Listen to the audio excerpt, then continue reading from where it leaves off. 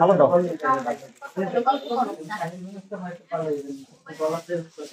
কি সমস্যা?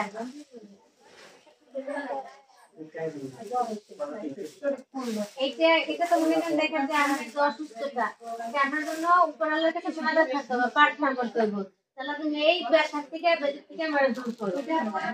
সবার জন্য শুধু আপনার জন্য প্রার্থনা করতে বলে শুধু আপনার জন্য প্রার্থনা করতে না, অন্যের জন্য প্রার্থনা করতে নিজেই সুস্থ হয়ে যাবে।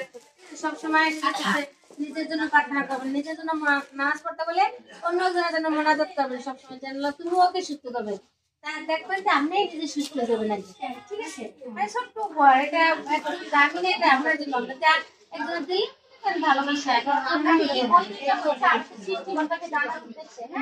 এখানে আমরা বিভিন্ন ধর্ম মিক্স করা আছে, এক ধর্ম বই আপনি যে পড়তে পারেন তাকে পড়তে বলি।